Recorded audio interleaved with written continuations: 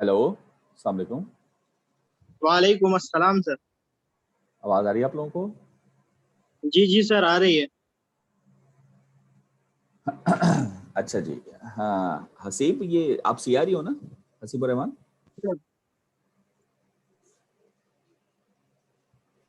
हसीब। जी sir. हाँ, मैंने कहा जरा मैसेज कर दो बच्चों को कि जल्दी से ज्वाइन कर लें ताकि हम स्टार्ट जी करें। सर, मैं कर रहा हूँ। अच्छा जी। अच्छा बच्चों, देखो ऐसा है कि एक वीडियो मैंने अभी ऑफलाइन भी बनाई है, जिसमें मैंने ना एक ट्यूटोरियल के लिए ना पूरा एक ट्यूटोरियल दिया है आपको सीलो वन का। क्योंकि मेरे जहन में ये बात आ रही थी कि सीलो वन से बहुत सारे बच्चे मेरे पास, अभी नहीं, जब यूनिवर्सिटी खुली थी आते थे और उनके काफ़ी ज़्यादा प्रॉब्लम्स थी। और देखा जाए तो वही आपको मैं कई दफ़ा जैसे बता चुका हूँ, बुनियाद बनती थी, ठीक है। तो मैंने उसकी एक अभी वीडियो बनाई है, उसकी रिकॉर्ड की है और वो मैं अपलोड कर दूंगा स्लेट पे। तो वो आप सब लोग देखिएगा, तकरीबन सीलो वन का पूरा एक रिव्यू है, उसको देख लीजिएगा। आई थिंक मेरे ख्याल से आपके मेजॉरिटी जो प्रॉब्लम्स हैं, इश्यूज हैं, वो रिजॉल्व हो जाएंगे इंशाल्लाह ताला, ठीक है। तो आप फिर बताइएगा, अगर जरूरत फील होगी तो हम सीलो टू को भी इस तरह से रिव्यू कर लेंगे, देख लेंगे। बाकी है कि आज हम थोड़ा सा सीलो थ्री को देखेंगे, उसका हम रिव्यू भी करेंगे और हम सीलो थ्री में थोड़ा सा ऑल्टरनेटिंग की साइड पर एम्फेसिस करेंगे। तो मैं ज़रा आपसे शेयर कर रहा हूँ और हम अभी जो हमने पढ़ा है उसको भी हम रिकॉल करते हैं और आगे भी हम चलते हैं। तो मैं आपसे स्क्रीन शेयर कर रहा हूँ ऑल्टरनेटिंग सोर्सेज की। जी, ये सब स्लाइड नज़र आ रही है आप सबको? बताइए। हेलो। जी सर, आ रही। अच्छा। अच्छा जी, ऑल्टरनेटिंग वोल्टेज एंड करंट मैंने जैसे आपको बताया था, मैं एक दफ़ा से फिर रिकॉल कर देता हूँ कि हमारे पास ऑल्टरनेटिंग का मतलब ये होता है कि जिसके अंदर कोई भी वोल्टेज अपनी पोलैरिटी को चेंज करे और या करंट हो तो वो अपनी डायरेक्शन को रिवर्स करे। तो अगर मैं ग्राफिकली ये चीज़ रिप्रेजेंट करूँ तो अगर आप देखें तो इसमें वाई एक्सिस रिप्रेजेंट कर रहा है वोल्टेज या करंट, और एक्स एक्सिस टाइम को रिप्रेजेंट कर रहा है। तो अगर आप देखें तो इसमें वोल्टेज और करंट अगर वाई एक्सिस है तो इसका मतलब ऑल्टरनेटिंग वही चीज़ हो सकती है जो कि वाई एक्सिस में प्लस भी हो और वाई एक्सिस में माइनस भी हो। क्योंकि वोल्टेज का प्लस और माइनस का मतलब है पोलैरिटी चेंज होना, और करंट के प्लस माइनस का मतलब है इसकी डायरेक्शन का रिवर्स होना, ठीक है जी। ये आपके पास एक ऑल्टरनेटिंग सिग्नल होता है, जब तक ये एक्स एक्सिस क्रॉस नहीं करेगा ये ऑल्टरनेट नहीं होगा। तो कोई भी सिग्नल ऑल्टरनेट हो सकता है, जरूरी नहीं कि साइन ही हो। ये बात हमने डिस्कस की थी, ठीक है। स्क्वायर वेव हो, ट्रायंगुलर वेव हो, सॉ टूथ वेव हो, या कोई नॉइस हो, या कोई भी चीज हो, अगर वो एक्स एक्सिस क्रॉस कर रही है तो हम उसको ऑल्टरनेटिंग कहेंगे, ठीक है। इसका मतलब ये हुआ कि हर साइनसॉइडल सिग्नल ऑल्टरनेटिंग जरूर होगा, मगर जरूरी नहीं कि हर ऑल्टरनेटिंग भी साइनसॉइडल हो। यहां तक हमने डिस्कस किया था। यहां तक क्लियर है सबको बात? ठीक है, कोई क्वेश्चन? जी क्लास। जी सर। भाई रिस्पॉन्स करते हैं साथ साथ। अच्छा, दूसरी बात मैंने आपको क्या बताई थी, मैंने बताई थी कि हमारे जो वॉल आउटलेट होता है, उस वॉल आउटलेट में हमारे पास अगर 3 पिन प्लग है तो एक पिन तो अर्थ के लिए हो गया और 2 पिन में से एक फेज और एक न्यूट्रल होता है। तो फेज न्यूट्रल क्या फिक्स्ड होते हैं? क्योंकि हमने देखा था प्लस माइनस फिक्स्ड डीसी में होता है। तो ये एक क्वेश्चन था जिसमें जिसका आंसर ये है कि उसके जो 2 होल्स होंगे उनमें से एक में फेज होगा और एक में न्यूट्रल होगा, और ये फिक्स्ड होंगे, याद रखिएगा बात। ये ऐसा नहीं हो सकता कि दोनों जगह टेस्टर जल जाए। आप जब टेस्टर लगाएंगे तो एक लाइन पे जलेगा, दूसरी पे नहीं जलेगा, ठीक है। तो हमारे पास इसका मतलब क्या हुआ कि फेज और न्यूट्रल फिक्स्ड है। तो उसमें बस ये समझ लें कि न्यूट्रल का मतलब होता है 0 वोल्ट। तो न्यूट्रल पे 0 वोल्ट का मतलब ये कि इस वाई एक्सिस पर अगर मैं वोल्टेज ले लूं तो इसका 0 वोल्ट कहाँ होगा? इस पूरे एक्स एक्सिस पे होगा। समझ लें ये लाइन न्यूट्रल लाइन है। तो ये लाइन अगर न्यूट्रल लाइन है तो वाई एक्सिस की लाइन आपकी फेज की लाइन है। तो इसका मतलब ये होगा कि न्यूट्रल पर तो हमेशा 0 वोल्ट आता रहेगा, इसलिए कभी टेस्टर ऑन नहीं होता। मगर वाई एक्सिस पर फेज आ रहा है और फेज कभी प्लस होगा, कभी माइनस होगा, कभी प्लस होगा, कभी माइनस होगा। तो ये फेज मुस्तकिल तौर पर आता रहेगा उस लाइव लाइन पर जहां पर आपका टेस्टर जल जाता है। तो अब इस पे सिंपल ये होगा कि जब इस फेज पर ये पोलैरिटी यानी ये हाफ साइकिल आ रहा होगा प्लस का, तो करंट जो ट्रेवल कर रहा होगा वो फेज से निकल के न्यूट्रल की तरफ जा रहा होगा। और जब ये हाफ साइकिल आएगा नेगेटिव का, तो जाहिर अब न्यूट्रल बड़ा हो गया, तो न्यूट्रल से करंट निकल के फेज की तरफ जा रहा होगा, तो इसका मतलब करंट भी ऑल्टरनेट कर रहा होगा। तो that is the concept behind the structure of our electricity electricity domains in our homes, ठीक है ना। तो ये पॉजिटिव साइकिल, नेगेटिव साइकिल, और ये क्या है? Line neutral, that is 0 volt. यहाँ तक कोई सवाल किसी का? कोई कंफ्यूजन हो बताइए। No sir. अच्छा जी, इसके बाद ये तो हमने ठीक है देख लिया। इसके बाद हमने एक कॉन्सेप्ट देखा था पीरियड और फ्रीक्वेंसी का, तो रिकॉल कर देता हूँ कि time required of a sine wave to complete one cycle is called period. पूरा साइकिल जब एक कंप्लीट हो जाता है उस टाइम को हम इसका टाइम पीरियड कहते हैं। ठीक है, ये मिसाल है जैसे ये ये एग्जांपल थी, ये मैंने आपको बताई थी कि शो 3 possible ways to measure the period. कौन से 3 तरीके हो सकते हैं? वैसे तो कोई भी तरीका आप इख्तियार कर सकते हैं, कोई भी इन फेस पॉइंट के दरमियान का डिस्टेंस आपका पीरियड कहलाता है। मगर मशहूर 3 तरीके क्या हो सकते हैं? या तो जीरो क्रॉसिंग से, एक जीरो क्रॉसिंग से पॉजिटिव, एक जीरो क्रॉसिंग से जो पॉजिटिव साइकिल की आ रही है, दूसरी जीरो क्रॉसिंग जो पॉजिटिव साइकिल की आ रही है, वहां तक का डिस्टेंस आप ले लें। देखिए जीरो क्रॉसिंग तो ये भी है, जीरो क्रॉसिंग ये भी है, मगर और जीरो क्रॉसिंग ये भी है, जीरो क्रॉसिंग ये भी है, मगर आप कौन सी जीरो क्रॉसिंग लेंगे? वो जिस पर पॉजिटिव साइकिल स्टार्ट हो, जैसे ये, जैसे या वो जिस पर नेगेटिव साइकिल स्टार्ट हो, लाइक दिस, लाइक दिस। अगर आपने ले लिया पॉजिटिव साइकिल स्टार्ट और नेगेटिव साइकिल स्टार्ट, तो वो टाइम पीरियड नहीं होगा। ठीक है, क्योंकि वेव कंप्लीट नहीं हो रही। तो ये 2 पॉइंट्स लें, या 2 कंसेक्यूटिव पीक्स ले लें। कंसेक्यूटिव पीक क्यों कह रहे हैं? क्योंकि अगर आपने ये पीक और इसके ये छोड़ के अगली पीक ले ली तो फिर वो टाइम पीरियड से बड़ा हो जाएगा। तो कंसेक्यूटिव पीक ले लें पॉजिटिव की, या कंसेक्यूटिव पीक ले लें नेगेटिव की। ठीक है ना? तो ये हमारे पास टाइम पीरियड कहलाता है, जैसे कि ये दिखाई हुई डायग्राम। ठीक है जी। अच्छा, इसके बाद अगला कॉन्सेप्ट हमने फ्रीक्वेंसी का देखा था। फ्रीक्वेंसी क्या है? एक सेकंड में कितनी साइकिल्स आ रही हैं, तो वो हमारे पास क्या कहलाती है? फ्रीक्वेंसी कहलाती है। तो वो आप काउंट कर सकते हैं। और फ्रीक्वेंसी और टाइम पीरियड का रिलेशनशिप क्या होगा? हमेशा इनवर्स होता है, कि अगर फ्रीक्वेंसी मालूम है तो टाइम पीरियड निकल आएगा, टाइम पीरियड मालूम है तो फ्रीक्वेंसी निकल आएगी। ओके, आगे चलिए जरा। इसके बाद हम लोगों ने सिग्नल्स देखे थे कि सिग्नल में हमारे पास जो वैल्यूज होती हैं वो कौन कौन सी होती हैं। एक हमने इंस्टेंटेनियस वैल्यू देखी थी, यानी मैंने आपको जैसे बताया था कि अगर कांस्टेंट वैल्यू आ रही है तब तो आप उस वैल्यू को मेंशन कर देंगे। जैसे डीसी लगाया हुआ है तो डीसी में अगर 5 वोल्ट है तो वो 5 वोल्ट ही होगा, 10 वोल्ट है तो 10 वोल्ट होगा। लेकिन अगर आपने ऑल्टरनेटिंग सप्लाई लगाई तो उसमें तो वैल्यू हर पॉइंट पे चेंज हो रही है। तो उसके लिए हम एक से ज्यादा वैल्यूज हम लेते हैं जिससे हम उस वेव को रिप्रेजेंट कर सकते हैं, जिसमें से पहली चीज इंस्टेंटेनियस वैल्यू है। ये क्या है? ये वेव का मुकम्मल एक बिहेवियर है, यानी एक मैथमेटिकल हम एक्सप्रेशन लिखेंगे।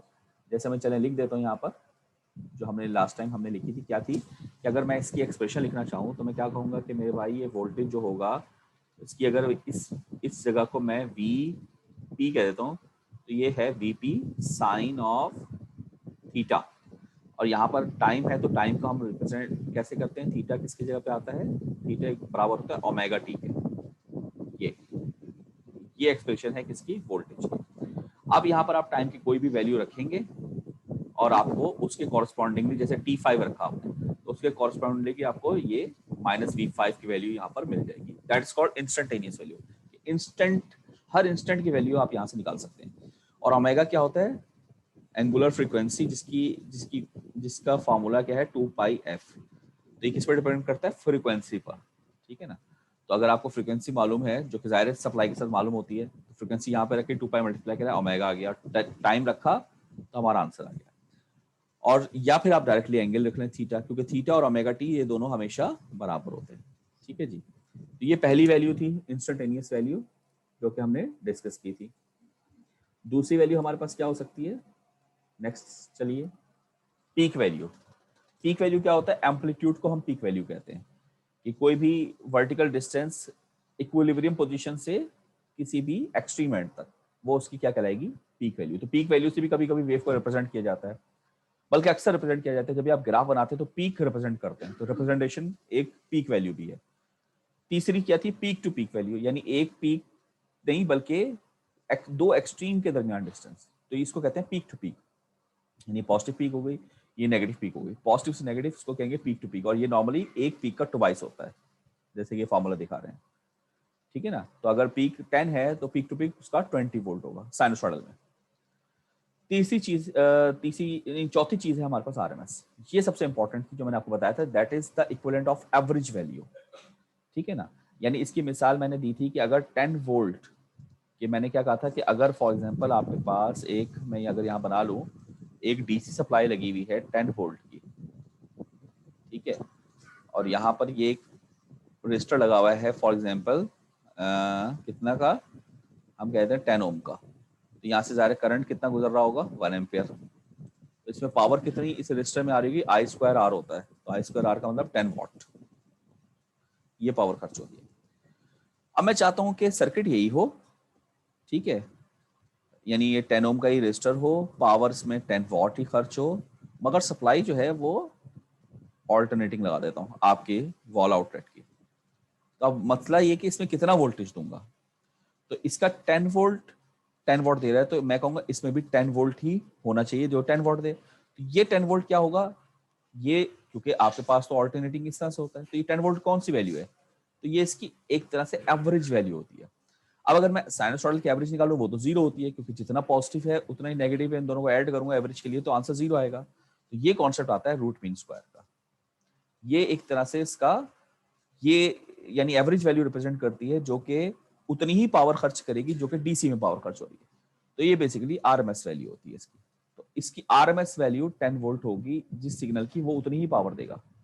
तो मैं अगर यहाँ पे लिख लूं कि वी आर एम एस मेरा कितना है 10 वोल्ट, तो अगर इसको ग्राफ बनाऊंगा तो पीक रिप्रेजेंट करनी होगी, तो इसका पीक कितना होगा, तो उसका रिलेशनशिप हमेशा याद रखें होता है कि आर एम एस जो होता है वो 70.7% ऑफ पीक होता है,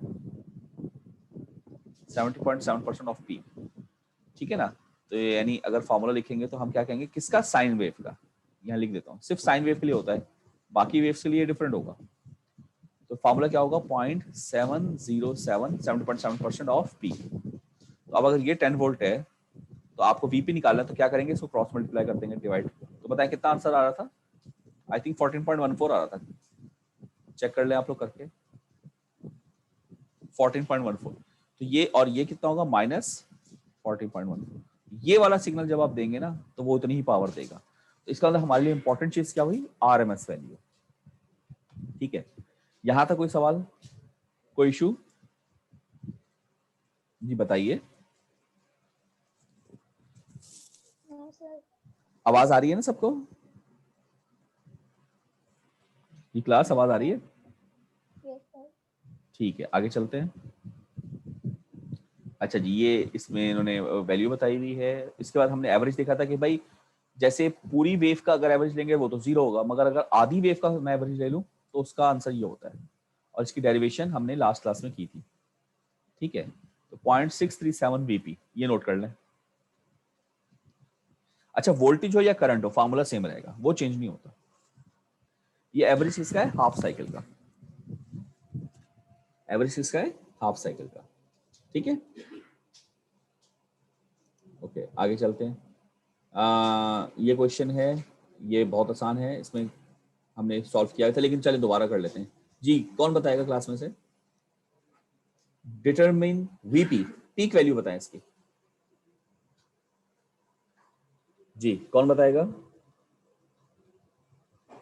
हेलो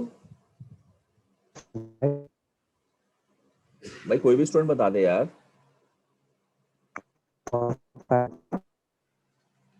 नहीं आवाज सही नहीं आ रही, और बता दे। 4.5 है पीक, बिल्कुल ठीक। नेक्स्ट बताएं, we peak to peak.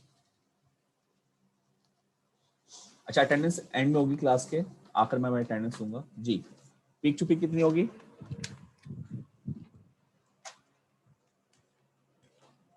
Abdul Haseeb आपको आवाज आ रही है,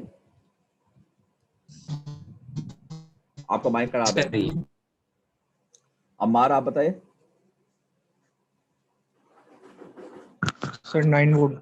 9 वोल्ट बिल्कुल ठीक, क्योंकि 4.5 है और इधर भी 4.5 है, तो ट्वाइस हो गई, ठीक है। इसके बाद तीसरी हमारे पास क्या चीज है, वी आर एम एस। जी Hussain Naqvi, V R M S बताइए। हुसैन क्लास में मौजूद हैं आप, नहीं है। जफीर, सर हूँ सर, एक मिनट सोचने दे सर, एक मिनट। जफीर आप बताएं सर, एक मिनट। कौन बता सकता है, जी 2.85। कैसे आया, 2.85 कैसे आया, सर 2 डिवाइड बाय पाई और फिर मल्टीप्लाई बाय वीपी। फार्मूला ये होता है ना 0.707 वीपी, तो 0.707 पीक है 4.5, है ना? चेक करें, यही आ रहा है।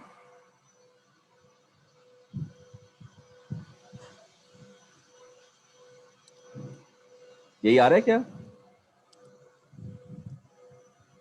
सर 3.18 3.18 ये आ रहा है, तो गलत नहीं हो गया आपका आंसर है भाई। जी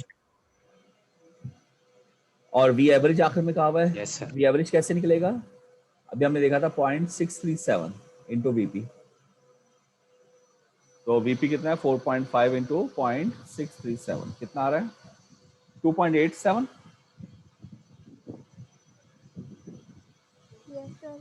यस सर 2.8 ओके, तो ये बहुत आसान है, तो बस फार्मूले आपको पता होने चाहिए। ये देखिए, ये सोल्यूशन है इसका। ठीक है, यहाँ तक क्लियर बात? यहाँ तक कोई सवाल? आगे चलें। यस अच्छा, एंगुलर मेजरमेंट। एंगुलर मेजरमेंट मैंने लास्ट क्लास में आपको बताया था कि रेडियंस में और डिग्री में एंगुलर मेजरमेंट की कन्वर्जन, वो हमारे पास शायद टाइम कम हो गया था, तो मैंने कहा था सेक्शन बी में मैंने आई थिंक करवा दी थी। वो देख ली थी आप लोगों ने वीडियो? वो समझ में आ गई थी या करवा दूं अभी? जल्दी से बताएं। सर करवा दो। अच्छा ठीक है, ये मैं व्हाइट बोर्ड शेयर कर रहा हूँ। ओके जी।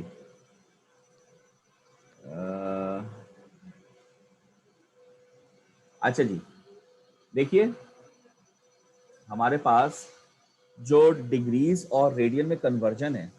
अच्छा, एंगुलर मेजरमेंट का अगर आप एसआई यूनिट की बात करें, तो एसआई यूनिट कौन सा होता है? किसी को पता है आप लोगों में से? डिग्री होता है क्या रेडियन होता है एसआई यूनिट? अगर एंगुलर मेजरमेंट की मैं बात करूं तो इसमें एसआई यूनिट कौन सा होगा, डिग्री या रेडियन? नहीं मालूम? डिग्री। Radian sir. बिल्कुल ठीक, वेरी गुड, रेडियंस। ठीक है, उसकी एक वजह ये कि रेडियन में आप प्लस भी कर सकते हैं, रेडियन में आप माइनस भी कर सकते हैं, रेडियन में आप मल्टीप्लाई भी कर सकते हैं, रेडियन में आप डिवाइड भी कर सकते हैं। मगर अगर डिग्रीज की बात करूं तो उसमें आप क्या ये काम कर सकते हैं? बताइए। नहीं कर सकते, सिर्फ प्लस कर सकते हैं और माइनस कर सकते हैं बस। मल्टीप्लाई डिवाइड कभी भी डिग्री नहीं होती, कभी भी डिग्री मल्टीप्लाई या डिवाइड नहीं होती। यहां तक क्लियर बात? Yes sir. अच्छा, रेडियंस और डिग्री का कन्वर्जन, वो तो आप फार्मूला अगर आपको याद हो तो वो 180 डिग्री बराबर होता है पाई रेडियंस के। 180 डिग्री किसके बराबर होता है? Pi radians. तो 1 डिग्री किसके बराबर होगा? Pi upon 180 radians. ठीक है ना? तो अब अगर मैं आपसे कहूँ कि भाई 30 डिग्री किसके बराबर होगा, तो आप कहेंगे 30 डिग्री बराबर होगा, इससे 30 को मल्टीप्लाई कर दें। इसका मतलब कोई भी डिग्री को अगर कन्वर्ट करना हो रेडियन में, तो आप क्या करेंगे? उसको पाई अपॉन 180 से मल्टीप्लाई कर देंगे। भाई यही करते थे ना? यहाँ तक सही है? 0 से 0 कट गया, 3 6 18, तो 5/6 18 कहलाता है ये। जी, यहाँ तक बात क्लियर है सबको? अच्छा, लेकिन अब मसला ये कि हमारे पास जब वर्किंग आती है तो हमारे पास हमें डायरेक्ट मेथड पता होना चाहिए कन्वर्ट करने का। अगर हम इस तरह से इसको कैलकुलेट करेंगे तो हमारे लिए बहुत प्रॉब्लम हो जाएगी। तो उसके लिए हमारे पास बहुत सारे मेथड्स हैं, तो कुछ मेथड्स देखें, कुछ मशहूर डिग्रीज में यहाँ लिख देता हूँ। जैसे 0 डिग्री 30 के फर्क से लिख लेते हैं। 30 डिग्री, 60 डिग्री, 90 डिग्री, 120, ये देखें 30 के फर्क के साथ हैं। इसके बाद क्या आएगा? 150 डिग्री, फिर 180 डिग्री। 180 में 30 ऐड करें तो 210, 240 और 270। इसमें 30 करें तो 300। अच्छा जी, इसके बाद क्या आएगा? 300, फिर 330 डिग्री और आखिर में 360 डिग्री। अब अगर मैं इससे आपको कहूँ कि भाई इसमें रेडियन क्या होगा, तो और विदाउट कैलकुलेट जल्दी से बताएं, तो उस पर हमें मेथड आना चाहिए। तो पहले तो आप मशहूर चीजें देख लेंगे। मशहूर हमारे पास क्या है? 0 डिग्री का रेडियन कितना होता है? 0 रेडियन। और 360 का कितना होता है, पता है किसी को? 360 का नहीं पता किसी को भी? हेलो? नहीं सर। सर कितना होता है? 2 पाई। बिल्कुल सही। कितना होगा? 2 पाई रेडियन। और 180 का फिर कितना होना चाहिए? जाहिर है पाई रेडियन। और इसका आधा 90 होता है, इसका कितना होना चाहिए π/2 रेडियन। और ये फिर कितना 270 डेढ़ होता है, तो ये कितना होना चाहिए 3/2 1 यानी 3π/2। तो ये तो वो मशहूर हो गई जो हमने पहले ही लिख ली, हमें मालूम है। अच्छा, अब जो याद करनी है वो सिर्फ इतनी याद करनी है कि आप एक काम करें कि 90 से जो नीचे वाली है 30 और 60 वो हमें मालूम होनी चाहिए।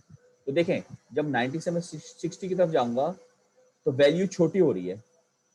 वैल्यू जब छोटी हो रही है तो इसका मतलब ये कि अगर मैं डिनोमिनेटर को बड़ा कर दूं तो वैल्यू छोटी हो जाती है, तो ये π/3 होता है। ये बात समझ में आई? 90 है, इससे मैं 60 गया तो π/2 से क्या हो गया π/3। अब मैं 60 से 30 जाता हूँ तो आप मुझे बताएं 60 और 30 में क्या ताल्लुक है। 30 जो है वो 60 का आधा है, तो अगर मैं 60 को 2 से डिवाइड कर दूं तो आंसर क्या आता है 30। तो अगर 60 को 2 से डिवाइड करूंगा तो इसको भी अगर मैं 2 से डिवाइड कर दूं तो आंसर यानी ये हो गया π/6। क्या ख्याल है आप लोगों का? यहाँ तक सही है बात क्लास? Yes sir. अच्छा, बस अब इतना बस आपने याद करना है कि 90 π/2 होता है, 60 π/3 है और 30 π/6 है। आगे याद करने की जरूरत नहीं है। अब आप एक काम करें, अगर गौर करें तो आगे जितने भी हैं वो 30 और 60 दोनों में से किसी न किसी का मल्टीपल है। तो इस तरह से देखना थोड़ा मुश्किल होगा। अगर 330 को डिवाइड करें, 270 को डिवाइड करें, तो आप एक काम करें, आसानी के लिए बता रहा हूँ शॉर्टकट टेक्निक, सबका एक एक जीरो जो है ना वो भूल जाए, एक एक जीरो भूल जाए।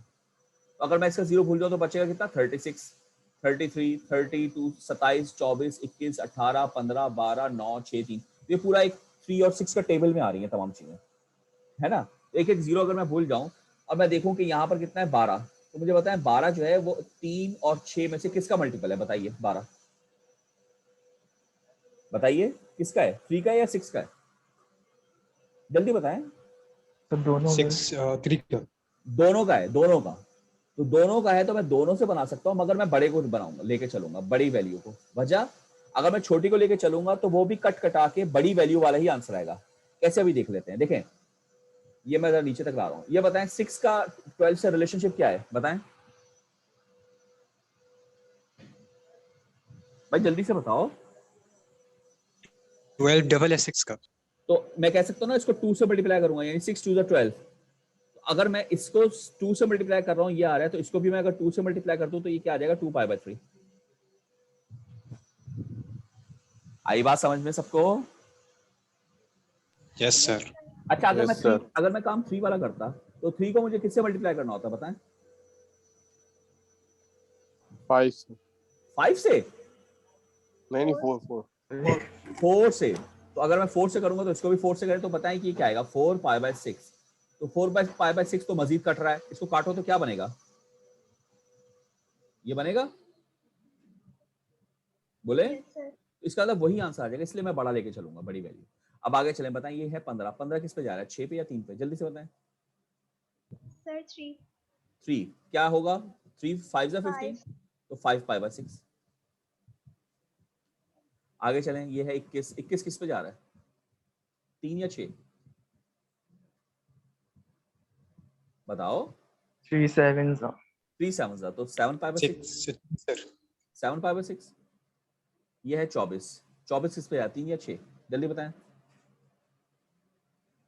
दोनों पे जा रहा है ना, दोनों पे जा रहा है, तो बड़ा लेंगे तो 6 4 यानी 4π/3। ये है 30। 30 किस पे जा रहा है बताएं? दोनों पे जा रहा है, तो 6 लेंगे, 6 5 30 यानी 5π/3। सही है। ये है 33। 33 सिर्फ 3 पे जा रहा है, किस पे है 11। 11π/6। सारे कन्वर्ट हो गए। आई बात समझ में? तो कन्वर्जन तो कोई मसला ही नहीं है, अगर हमें शुरू के पता हो तो आगे से मल्टीपल है। अच्छा, ये रह गए जो बीच वाले, हमने इसको नहीं किया 180 को, तो इसको भी अगर करना चाहे तो आप कर लें। 180 18 होता है। 18 किस पे जाता है, 6 पे जाता है। 6 3 18, तो 3π/3। कट कटा के ये पाई नहीं बन गया? सही है। और अगर 270 को देखें, इसको भी हमने किया, ये 27 है। 27 किस पे जाता है बताएं? 27 जाता है 3 पे। 7 7 नहीं 7 नहीं, 27 किस पे जाएगा, 9 पे जाएगा ना। बताएं, 3 9 तो 27 होता है ना, तो 9π/6। इसको काटें जरा, क्या आएगा? 3 3 9, 3 2 6, 3π/2। तो यही चीज नहीं आ गई? इसी तरह 360 को अगर देखें तो ये 36 है, तो 36 6 पे जाता है, 6 6 36, तो 6 पाई बाय 3, इसको अगर मैं काटूंगा तो क्या बनेगा 2 पाई। ठीक है बच्चों, बात समझ में आ गई यहाँ तक? Yes, sir. अच्छा जी, चलिए फिर आगे चलते हैं, वापस आते हैं। ये एंगुलर मेजरमेंट की, ये इनकी रेडियन कन्वर्जन है, ये 45 से उसी तरीके से होगा, ठीक है ना, ये कन्वर्जन फार्मूला है। हाँ, यहाँ पर अगर आप देखें तो साइन वेव जो है वो एंगुलर फॉर्म में चल रहा है, और जाहिर है कि इस पर अगर हम जरा गौर करें, जरा इधर आए तो आप क्या देखते हैं कि ये 0 डिग्री है, साइन 0 0 होता है, ये आ गया 0, ये 90 है, साइन 90 1 होता है, तो ये पीक आ गई। अब 1 हो या 1 से कोई 10 वोल्ट या 100 वोल्ट मल्टीप्लाई हो रहा, फिर साइन 180 करते हैं तो दोबारा 0 हो जाता है, फिर साइन 270 करते हैं तो -1 होता है, ये आप करके देख सकते हैं कैलकुलेटर में, मशहूर वेव है। और साइन 360 दोबारा से वही 0 डिग्री आ जाता है, ठीक है, ये इसको रेडियन में लिखा हुआ है। अब सवाल मेरा एक से आपसे ये है कि 360 डिग्री का तो मतलब ये होता है कि एक कंप्लीट साइकिल अगर यहाँ से शुरू किया तो यहाँ आकर खत्म हो गया, या यहाँ से शुरू होता है यहाँ आकर खत्म हो गया, क्या कहते हैं आप लोग, कंप्लीट साइकिल हो गया 360 पे? Yes, sir. इसका मतलब ये हुआ कि जो आपके पास साइनोसॉइडल वेवफॉर्म होती है जो इस तरीके से चल रही है, इसका मतलब ये एक सर्किल में मूव रही है, एक सर्किल में मूव कर रही है, ठीक है ना। यहाँ पर एक सर्किल, एक पाथ कंप्लीट हुआ, यहाँ पे दूसरा, यहाँ पे तीसरा, यहाँ पे चौथा, तो साइन वेव, यानी इसका मतलब ये कि अगर मैं इसको इस तरह से प्रेजेंट करना चाहूँ तो कर सकता हूँ, जो इस तरह से घूम रही है। क्या ख्याल है आपका, सही कह रहा हूँ? इसीलिए आप देखेंगे साइन थीटा में साइन ओमेगा टी जो आता है वो ओमेगा क्या है, एंगुलर फ्रीक्वेंसी या एंगुलर वेलोसिटी, ये घूम रही है ना इसमें सर्कल में। बात समझ में आई आप लोगों को? हेलो भाई, रिस्पॉन्स देते हैं ना साथ साथ। तो इसका मतलब ये हुआ कि हम इस साइन की वेव फॉर्म को हम किसी ऐसे मेथड से भी रिप्रेजेंट कर सकते हैं जो सर्किल में घूमता है, जो कि आगे चल के हम करेंगे, जिससे हमारा काम आसान हो जाएगा। तो फिलहाल यहीं तक कॉन्सेप्ट रखें कि ये सर्कल में किस तरह से आता है, ठीक है ना। अब आगे चलते हैं, क्योंकि अगला हमारा जो आएगा फेजर्स का टॉपिक वो यही होगा। अब सबसे पहले हमारे पास हेडिंग आती है phase of a sine wave. तो फेज बेसिकली क्या होता है, अगर कभी भी कोई लफ्ज दिखाओ ना फेज आपके पास है, तो फेज का मतलब सिंपल होता है एंगल। जब आप कहते हैं ना किसी कहीं पर भी आप कहेंगे कि यार इसका फेज कितना है, तो फेज से मुराद क्या ली जा रही होगी वहां पर, एंगल।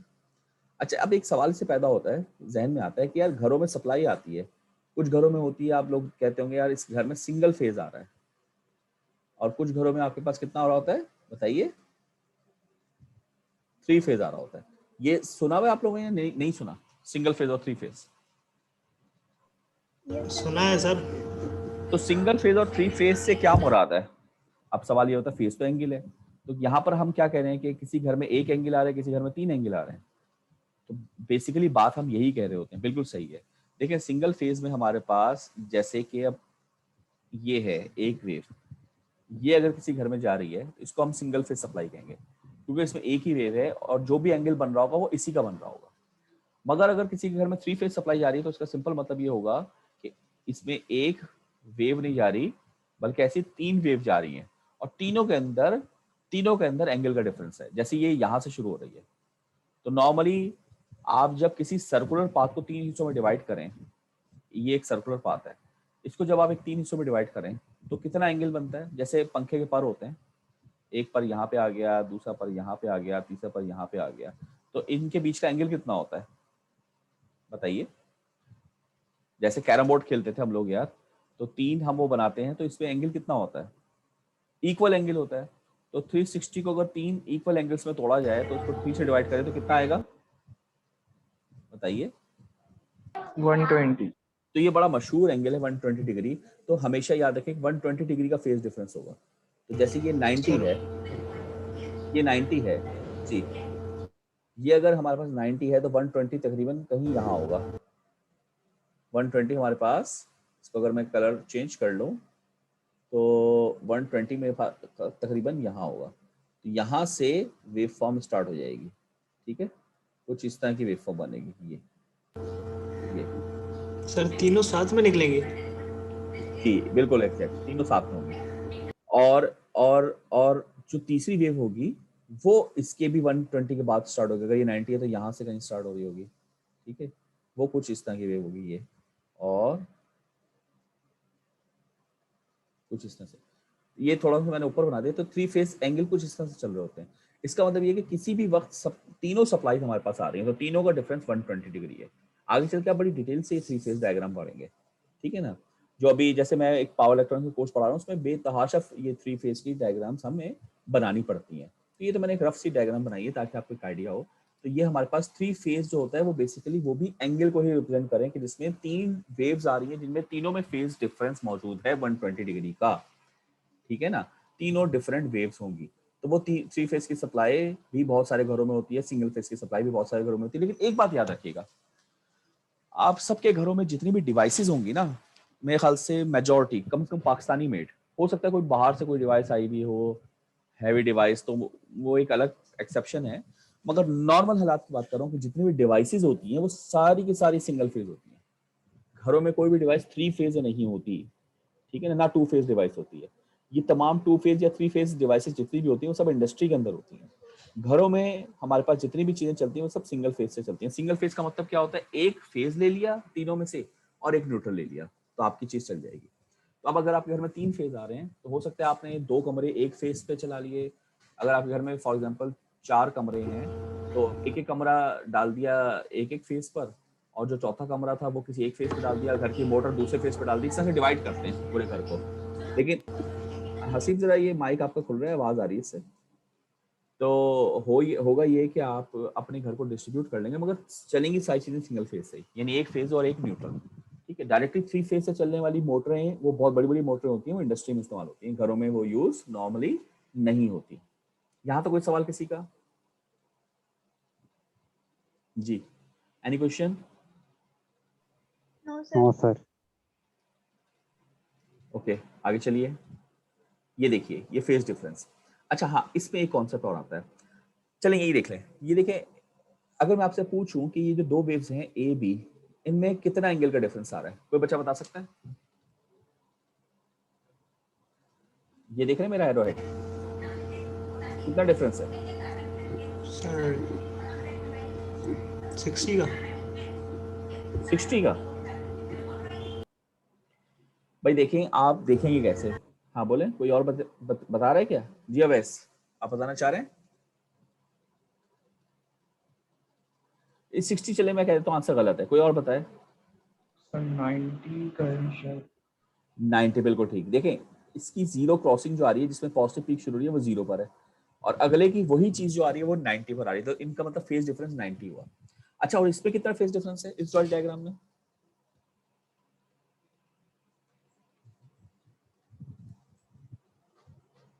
बताइए। -90। अच्छा रुके, मैंने ये बंद किया, मैंने जरा व्हाइट बोर्ड लगाया, मैंने कहा मैं जरा यहाँ पे डायग्राम आपको बना के खुद दिखाता हूँ। जरा यहाँ देखिए, मैं एक थोड़ा सी टेढ़ी बन गई लाइन, एक डायग्राम बनाता हूँ, ठीक है। एक वेव फॉर्म मैंने ये बना दी, ठीक है। एक वेव फॉर्म हम ये बना लेते हैं,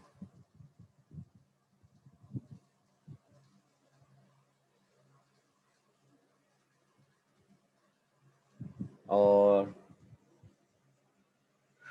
एक वेव फॉर्म हम ये बना लेते हैं,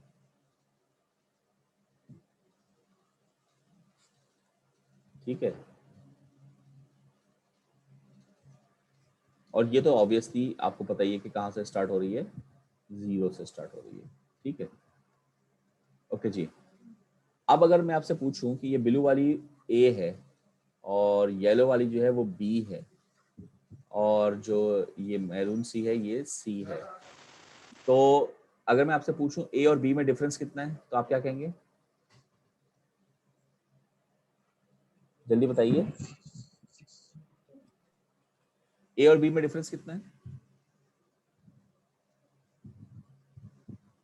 बच्चों? जल्दी बता दो, टाइम कम है। 100 ए और बी में डिफरेंस 60 का 60 60 का ए और सी में 100 100 का। माइनस नहीं, क्योंकि डिफरेंस पूछ रहा हूँ। और बी और सी में कितना है? 160 160 बिल्कुल सही। ये तीनों आंसर बिल्कुल सही बताए। ये आंसर तो आपने सही बताया, मगर अगर मैं आपसे पूछूं कि इनमें से वेव आगे कौन सी है, आगे का मतलब होता है लीड कौन सी कर रही है, और पीछे रह जाने का मतलब लैग कौन सी कर रही है। ये आगे है और ये पीछे रह जाने वाली वेव, ठीक है। तो आपसे मैं पूछ रहा हूँ कि इसमें से लीड कौन सी करी, लैग कौन सी करी, तो बताएं लीड का बताएं पहले, लीड कौन सी कर रही है, ए बी सी में से बताएं। बी कर रही है। लीड बी कर रही है, और लैग कौन सी कर रही है, सी कर रही है। सी। देखिए ये आंसर गलत है। एक बात याद रखें, ये जो एक्सिस होता है ना, ये एक्सिस टाइम का एक्सिस है। अब जरा गौर से सुने, इस टाइम के एक्सिस का मतलब ये कि जैसे जैसे आप इधर को बढ़ रहे हैं टाइम गुजरता जा रहा है, टाइम गुजरता जा रहा है, टाइम गुजरता जा रहा है। इसका मतलब ये कि जब टाइम गुजर रहा था तो सबसे पहले जो वेव आई थी वो कौन सी आई है, सी आई थी सर, लीड। उसके बाद टाइम गुजरने के बाद थोड़ी देर के बाद कौन सी वेव आई, और फिर टाइम गुजरने के बाद कौन सी वेव आई भी। इसका मतलब सबसे जल्दी वेव कौन सी आ रही है, सी। तो सी सबसे ज्यादा लीड कर रही है और बी सबसे ज्यादा लैग कर रही है। नॉर्मली यही होता है, बंदे को ऐसा लगता है कि इधर को आ गए हैं, ये टाइम एक्सिस है, ठीक है। इसका मतलब ये कि जो जितना पहले आएगा वो लीड करेगा। इसका मतलब आप सिंपल ये करें, लेफ्ट साइड ले लें लीडिंग की है और राइट साइड लैगिंग की है। बात समझ में आई? तो अगर मैं पूछूं आपसे सी, भाई ये बंद करो यार, सी और ए का रिलेशनशिप में मैं अगर आपसे पूछूं तो आप कहेंगे सी जो है वो लीड कर रहा है ए से कितना, बाय 100 डिग्री। ये इसका आंसर होगा। बात समझ में आई? सी जो है वो ए से लीड कर रहा है बाय 100 डिग्री। ये चीज क्लियर है सबको? क्लास?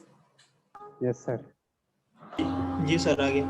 अच्छा, यही देखें यहाँ लिखा है, देखें आप, है ए लीड्स बाय 90 डिग्री। ए पहले आ रही है, ए जो है वो लीड कर रही है। और अगर उल्टी बात करूं तो बी लैग कर रही है, तो हम ये भी लिख सकते हैं बी लैग्स ए बाय 90 डिग्री, यानी दोनों बातें एक ही हैं। इससे यहाँ देखें तो बी लीड कर रही है, तो बी लीड्स ए बाय 90 डिग्री या ए लैग्स बी बाय 90 डिग्री, दोनों बोथ आर इक्वल। ठीक है जी, यहाँ तक क्लियर बात जी। इसका आंसर जल्दी से बताइए, what are the phase angles between the two sine waves, part A and B. इसका बताएं, ए और बी में कितना फर्क है?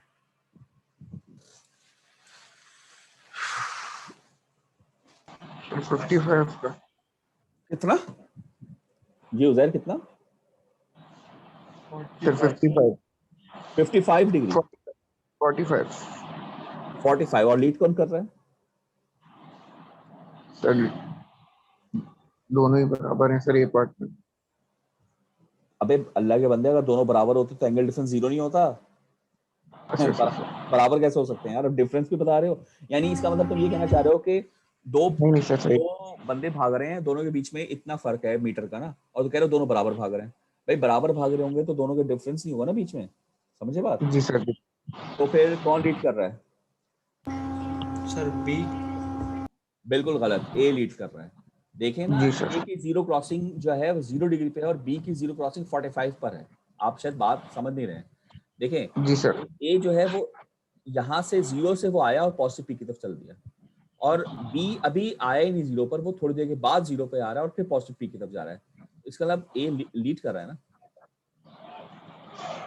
अब यहाँ बताइए, टाइम कम रह गया है, 1 मिनट कम रह गया, मैं दोबारा मीटिंग शुरू करूंगा, आपको टेंडेंसी लगानी है जी। बताएं इसका लीड कौन कर रहा है?